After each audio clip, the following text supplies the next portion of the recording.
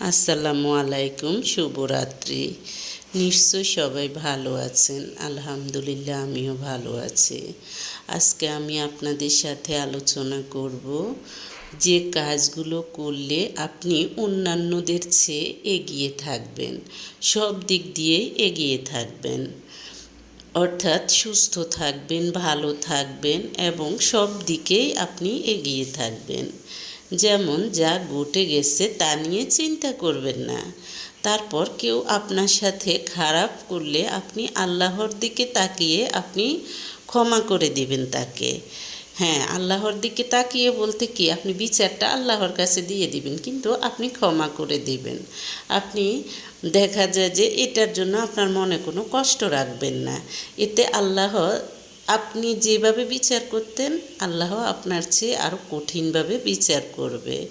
তাই নিজের ভালোর জন্য এই কাজটি করবেন। তারপর হলো প্রতিদিন সকালে ব্যায়াম করবেন, অর্থাৎ হাঁটাহাঁটি করবেন, যে যেভাবে পারেন ব্যায়াম করবেন।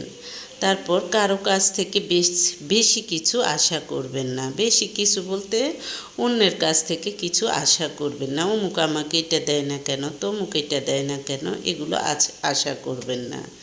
তারপর ব্যর্থ হতে ভয় পাবেন না। অনেকেই ভাবে, আমি এটা করলে যদি এটা সফল না হয়, এটা আমার সাকসেস না হয়, আমি যদি পরীক্ষায় পাস না করি, এই ধরনের ভয় আনবেন না মনে। তারপরে হলো, কোনো ভুলের জন্য, ভুল যদি করে ফেলেন সেটার জন্য নিজেকে দোষারোপ করবেন না। তারপর আপনি যা পরিবর্তন করতে পারবেন না তা ছেড়ে দিন, অর্থাৎ তা নিয়ে আপনি টেনশন করবেন না। তারপর হলো, নেতিবাচক খবর দেখা বন্ধ করুন, অর্থাৎ যে কোনো ধরনের নেতিবাচক খবর দেখা বন্ধ করবেন। তারপর দেখা যায় যে অনেক মানুষ আছে নেগেটিভ কথা বলে, এই ধরনের মানুষের সাথে মিশা বন্ধ করবেন। তারপর কিছু মানুষ আছে দেখা যায় যে গীবতকারী, পরচর্চাকারী, পরনিন্দাকারী, এই ধরনের মানুষের থেকে দূরে থাকবেন। তাহলে আপনি সুস্থ থাকবেন। সুস্থ থাকবেন ইহকাল এবং পরকালে। ইহকালে সুস্থ থাকবেন, পরকালে জান্নাত লাভ করবেন। তারপর হলো, যেটা আপনার কন্ট্রোলের বাইরে, অর্থাৎ এটা আপনি কন্ট্রোল করতে পারবেন না, আপনার নিয়ন্ত্রণের বাইরে, সেটা আপনি আল্লাহর উপর ছেড়ে দিন।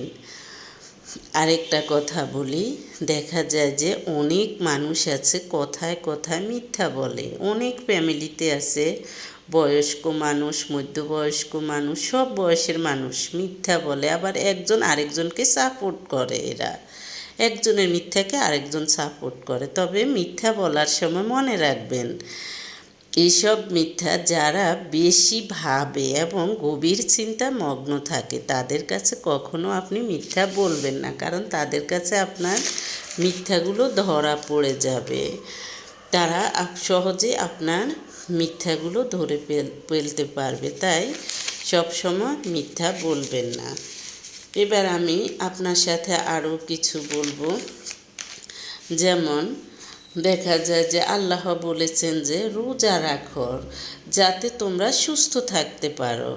রোজা হলো সবরের অর্ধেক, অর্থাৎ ধৈর্যের অর্ধেক।